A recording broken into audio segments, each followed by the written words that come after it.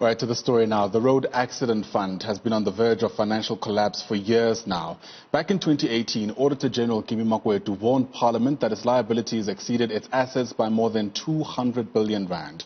The fund owes accident victims more than 17 billion rand, many of whom have been waiting for up to 5 years for their compensation. Today we're asking if the Road Accident Fund is actually able to continue serving South Africa's accident victims. For more on the story, let's bring in the newly appointed CEO, Collins Letsoalo, who joins us now via our telephone line. And Dr. Letsoalo, thanks very much for your time and welcome to the AM report. So the Road Accident Fund is being touted as government's second biggest liability after Eskom. Liability is now at about 324 billion, 17.2 billion of that is owed to claimants. Let me start by asking, where do you think things fundamentally went wrong? Good morning and good morning to the viewers of Newsroom Africa. Fundamentally, the problem has always been what we call the relationship between how the money is received and how the money is paid out in the Road Accident Fund. But also, the biggest problem that we have is the underlying efficiencies that we have. The Road Accident Fund on a yearly basis receives about 43 billion, and that should be going to the claimant in the main. But our administrative costs are in the region of about 17 billion. So it only leaves us with 26 billion, which we can pay to claimants. And additional to that, we spend 10.6 billion of that 17 billion on legal fees. So it means legal fees take about 25% of our budget, which is totally unacceptable, which is what we are trying to do in changing our model, to make sure that our model is not anchored around litigation, but rather assessment and settlement of claims in terms of Section 4(1)(b) of the Road Accident Fund Act. Yeah, and those litigation fees, I mean, take us through how the RAF actually finds itself in that situation, because as you rightly put it, it's certainly one of the big, costs even within the cash crunch. How do you find yourself amassing legal fees that, amount to those figures that you've just counted there? Well, it's the model that we have.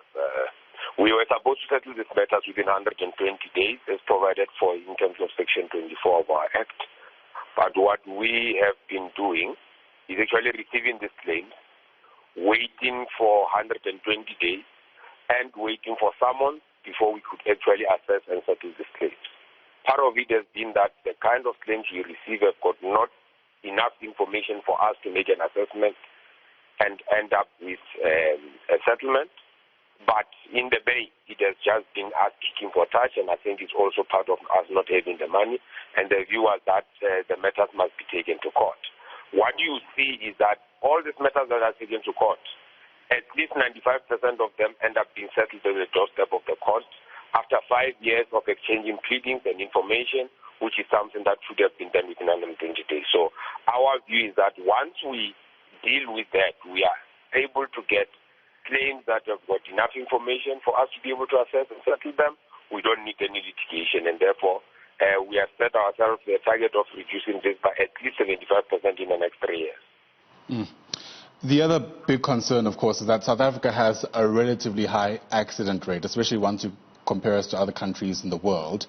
There's also a move, though, to introduce the Road Accident Benefit Scheme. I wonder if that scheme in and of itself will address the issues that you're actually experiencing on the ground, so to speak, which is the fact that, the rate, as I mentioned, is already quite high. Well, we are working very closely with the department. Of course, we report to the Department of Transport.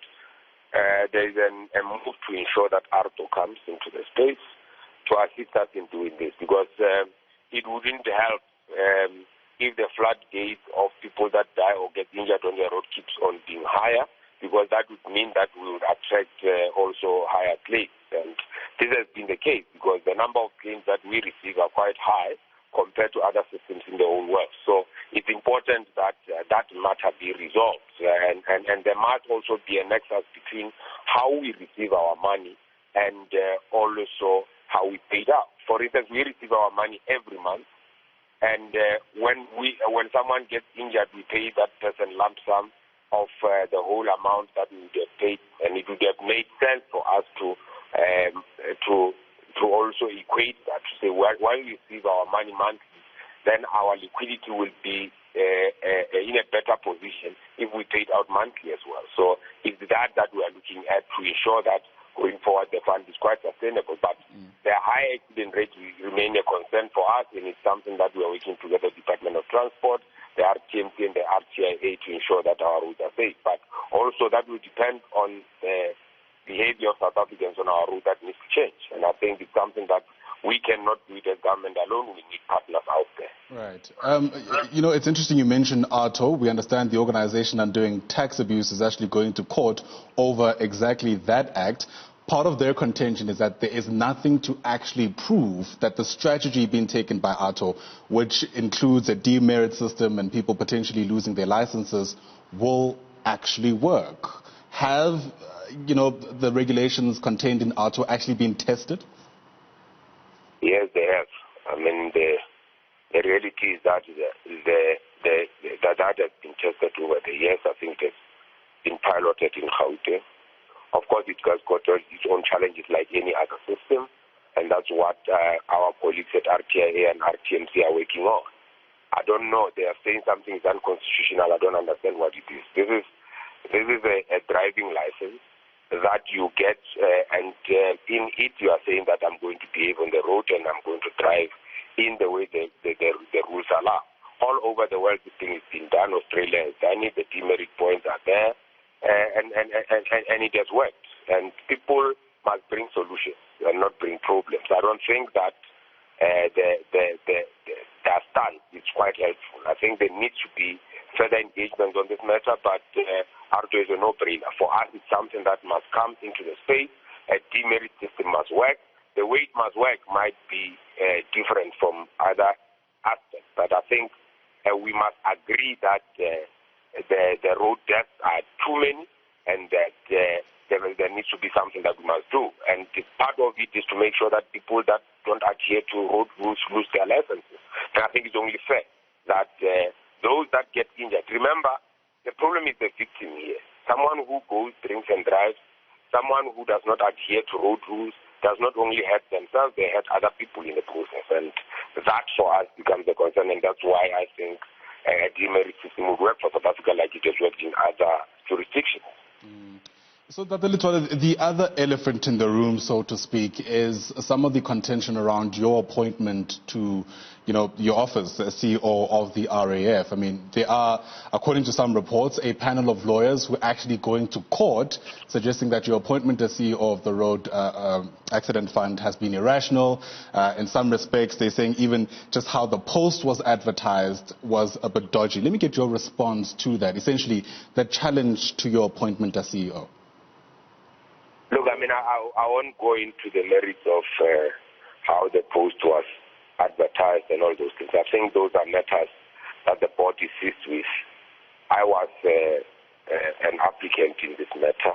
Like any other applicant would do, I was not part of that whole process. But the issue, certainly in relation to myself and my suitability thereof, is quite problematic, and I think is disingenuous for these lawyers, simply because I've been acting in that position with full powers and acting and doing things that an ordinary permanent CEO would do, and there was no problem at all.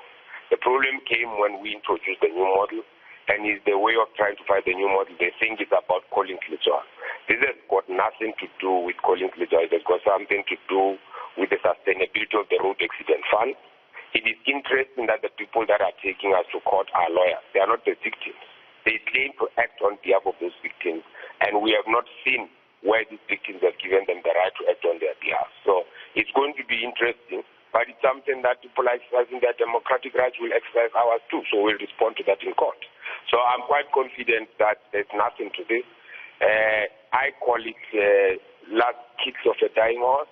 The reality is that if they wanted to deal with this matter, we have always encouraged them to come and talk to us. So if the attack on my appointment is to try to stop the new model, whether Colin Letsoalo is there or not, this new model is going to continue. But the reality is that from where I'm sitting, as a candidate and as a person that has been appointed, I did what needed to be done. I qualify, and I've got all the qualifications and the experience to take this forward. Right.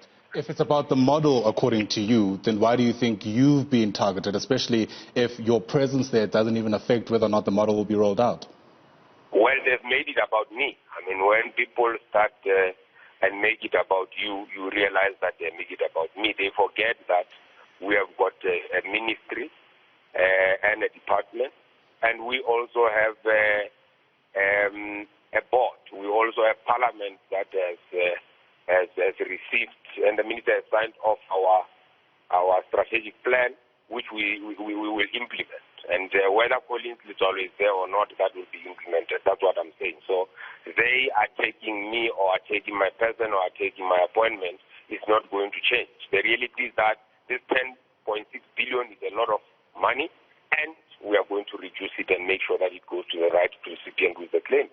People cannot keep their lucrative practices at the expense of the claimant of the road accident fund. 5 years of waiting is 5 years too much for anyone who has been injured on our road. We want people to get their claim paid and so that they can continue with their lives.